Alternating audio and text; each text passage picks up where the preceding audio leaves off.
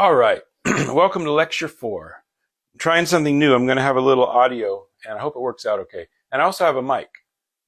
I wasn't super dissatisfied with the way that it was, but I got the mic for more on-location stuff that I'm going to be doing later, perhaps unrelated to the new vision, but certainly a demonstration of the new vision.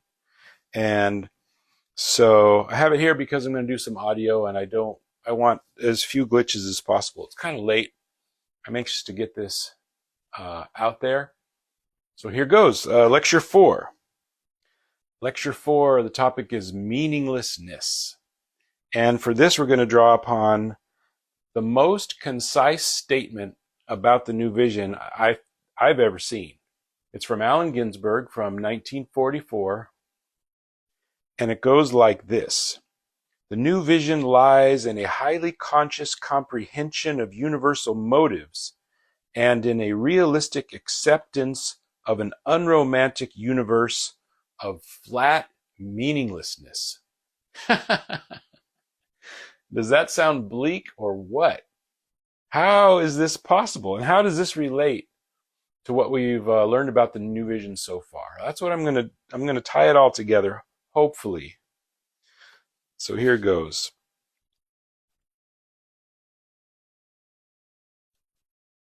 What does he mean by that? So in order to shed a little bit of light on it, we're actually going to fast forward 47 years. So that quote is from 44, and he shed some light on it indirectly in 1991 in this incredible interview that I'm going to be drawing on a lot. It's found on YouTube, and that's the source of the audio that I'm about to use. Now,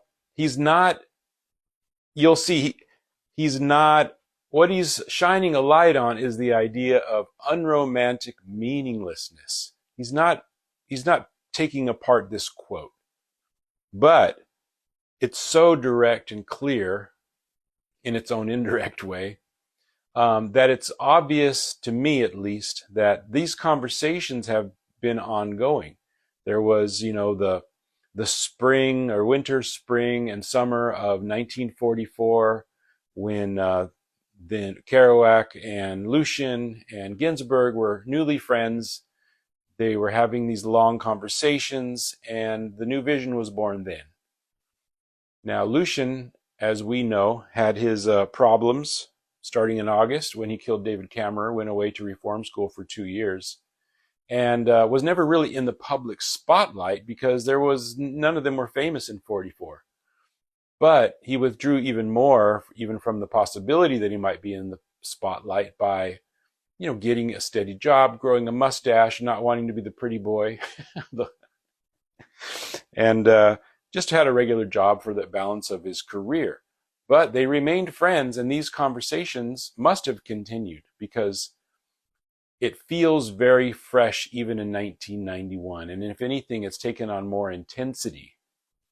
And you'll know what I mean in just a second. So the source of the interview, first of all, the person interviewing him was Mary Renard, who was working for something called Earth Network, or at least that's those are the people that published it on YouTube. So I'm not sure if that was contemporary at the time or if that's who snatched that up and then published it. But like I said, I'm going to be drawing up on it a lot.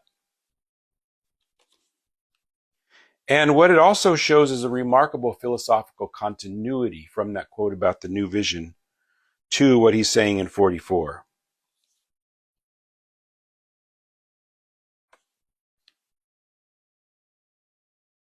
So I'm just going to go ahead and play the quote.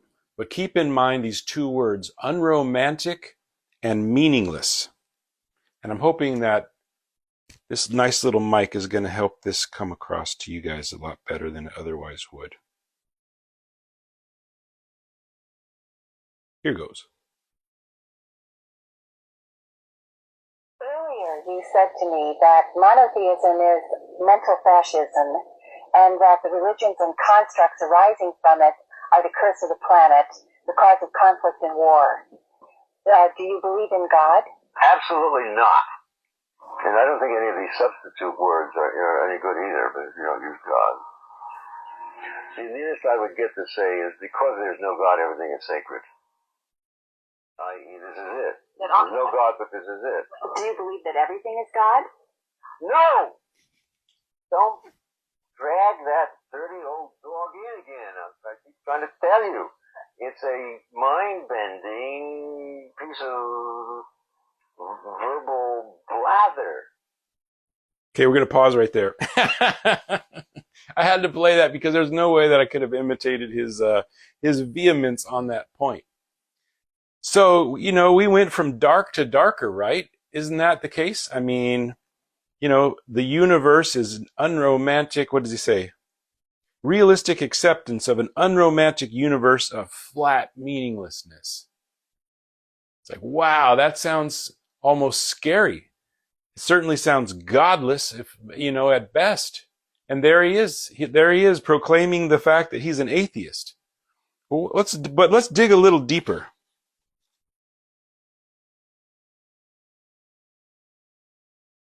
Okay, so we're going to play the second part. He's going to continue and elaborate a little bit, maybe put a little bit of a softer veneer on the outside of that harshness we just heard. If you could get rid of the idea of God, you might find the grass blade sacred in itself without the need of anything else.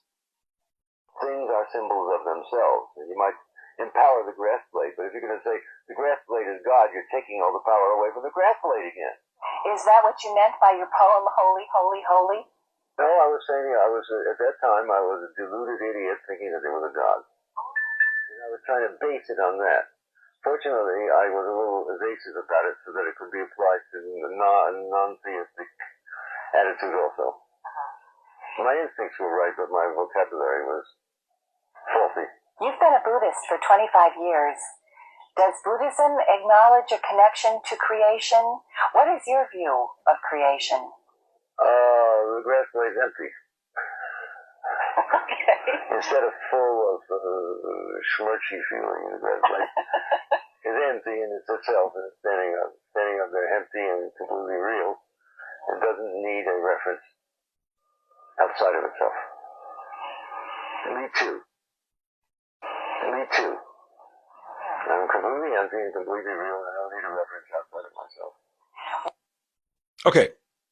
So he elaborates there, and that's an important sort of touch or spin that he puts on that. I'm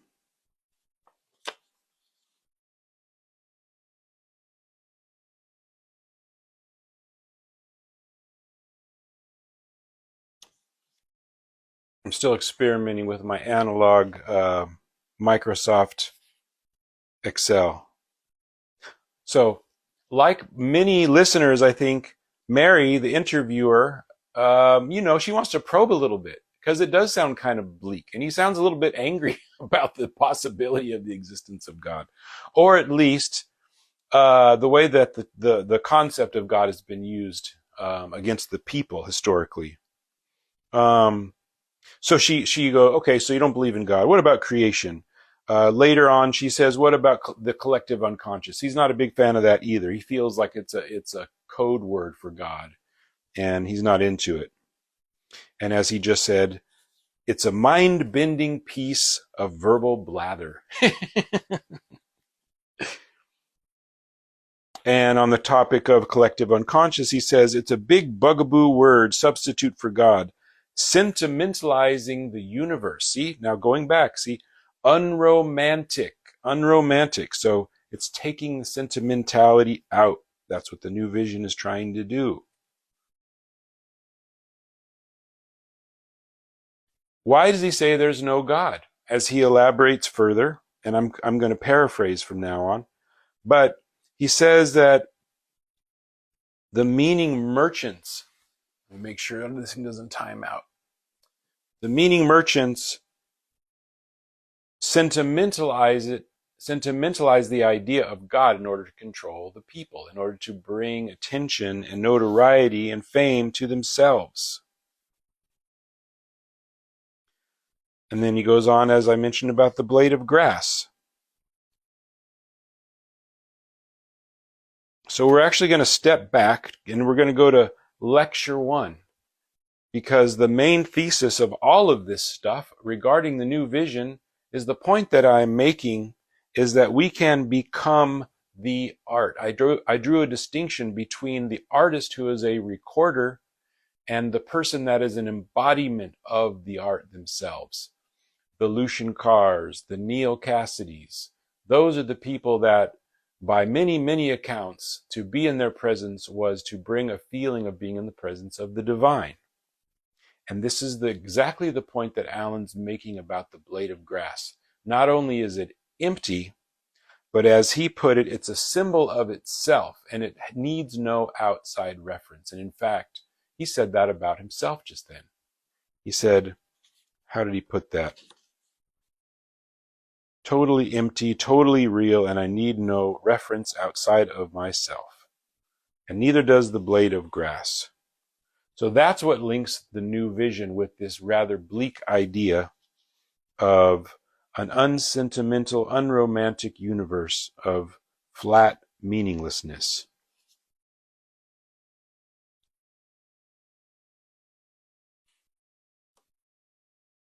So with the new vision, it is that opportunity, and that's why I am actually recording these lectures, is to shed that light on it and to bring out that point, perhaps above all others, is that we can become the art. We can be the indescribable. We can be the thing that urges others to try to describe us and fail. Just like Cassidy and Carr did. So, jumping back into lecture 4, the current lecture.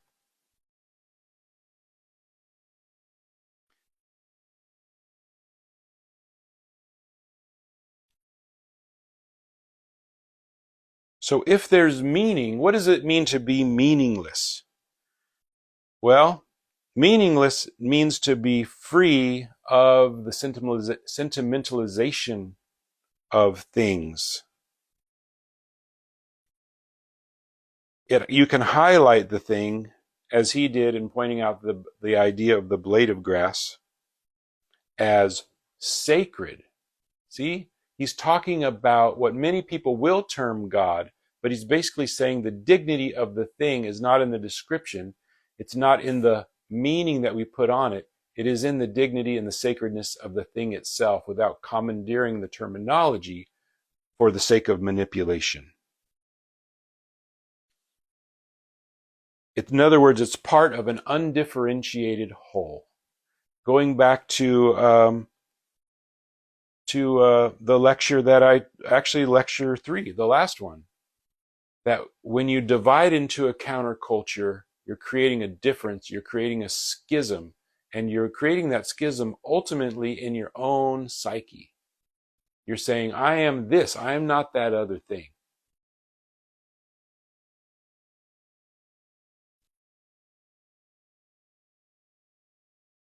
And that forms a kind of a stratification, and that happens even within the subculture itself. People start to stratify, and they're ranked, and there's the true believers versus the newcomers, the Johnny-come-latelys, the bandwagon jumpers, the OGs, all this kind of crap. So there's a few weeks ago, Elon Musk was on Joe Rogan, and he got up there and said, you know, empathy is a human failure.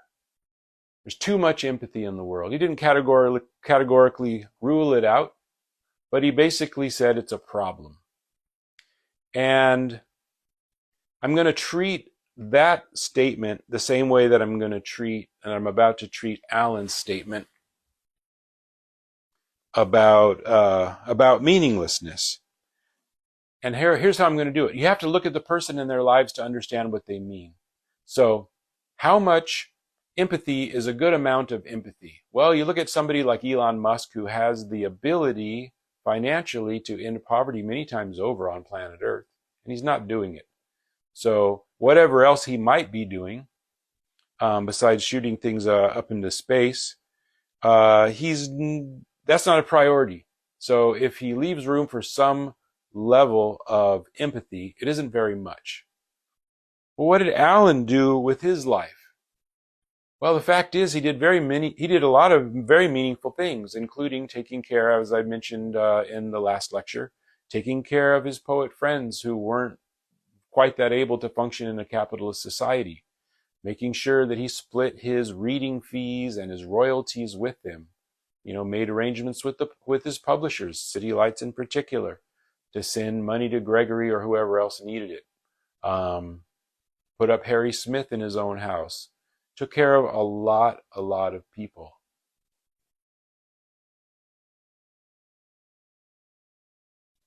Most people would call that meaningful.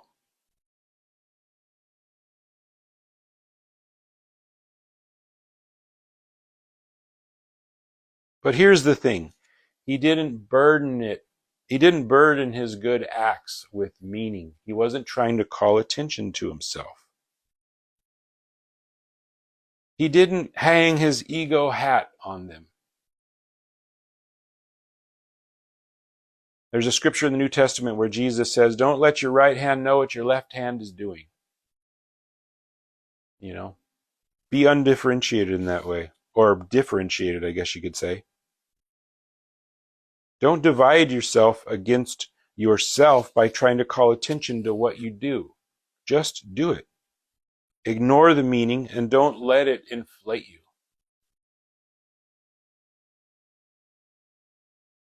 A subculture creates a ghetto in our own psyche. Now we're going to go back to lecture 3 a little bit more.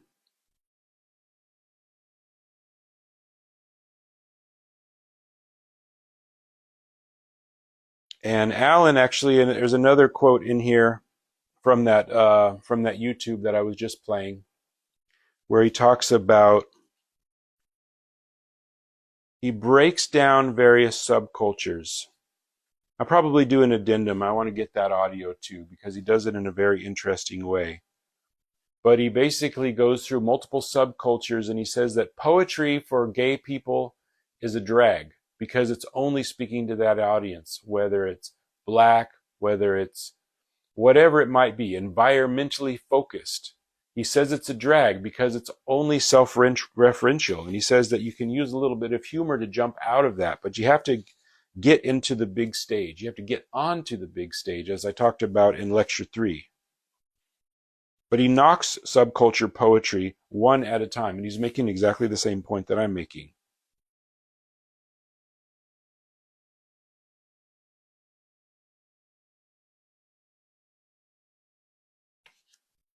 Because as he talks about the blade of grass being empty, the ego will step in and try to interject meaning into it, create a whole pantheon, a whole curriculum around why that thing is meaningful, when in reality it just is. It just is itself. It has its own dignity. It doesn't need a name. It doesn't need a religion.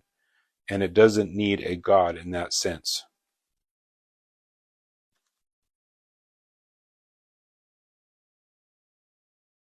If there's anything meaningful, it's that it's calling attention to the whole. It's not subdividing.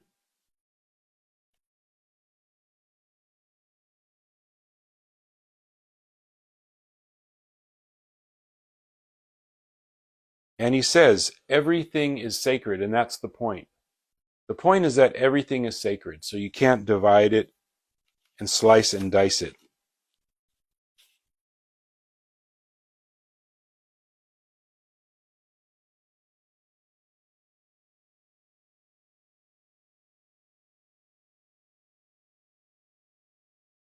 All right, I'm going to end part 1. I'm going to go straight into another part because I can't do lives anymore, so it's a little bit clunky. So I have to do everything as a reel, which has a limited time. So I'm going to pause this and I'm going to pick up part 2 just a second.